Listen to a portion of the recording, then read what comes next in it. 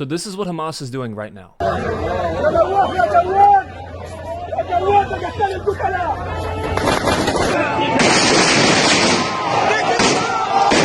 Executing Palestinians in Gaza. Those aren't Israelis. Those are their own people. According to the reports, they're actually members of the Dagmush family who have been shot in the street and killed because Hamas claimed that they were collaborating with Israel. This is the same Hamas that millions in the West have been marching for, have been chanting for, who have been defending them on college campuses, calling them a resistance movement, a liberation movement fighting for freedom. Now, if you can watch that video and you can tell me, yeah, that's resistance, you are insane. That's barbarity. That's a society where brutality has replaced all justice, where fear, not freedom, rules across all the streets of Gaza. Look at and listen to that video of the Palestinians who are celebrating the execution of their brothers and sisters. There's no such thing as a perfect nation, but what separates Israel from Hamas is the morality of the civilization, the belief that life, even the enemy's life in certain circumstances, holds value. We've seen the IDF go out of its way to minimize civilian casualties while we sit here and watch Hamas executing Palestinian families in public squares, while the Palestinian people in the background cheer and celebrate. This has never been, and still is not, a war between two equal sides. It's a war between civilization and barbarism, but still so many people in the West, especially our youth, have been deceived into romanticizing this evil. They'll wear the keffiyeh and think it's a fashion trend. They'll call terrorism resistance at any cost while they ignore this. I think the issue is that a lot of children in America have been raised in a culture that has forgotten what good and evil actually mean. They'd rather see every conflict through this lens of oppressor and oppressed, power versus victim, and they never want to observe things through a lens of what's morally right and what's morally wrong. What am I actually advocating for? Gaza is not suffering because of Israel. Gaza is suffering because of Hamas. And until the West wakes up, until our generation, the young boys and girls like me, until we learn to recognize moral depravity, even when it hides behind slogans and hashtags and all of these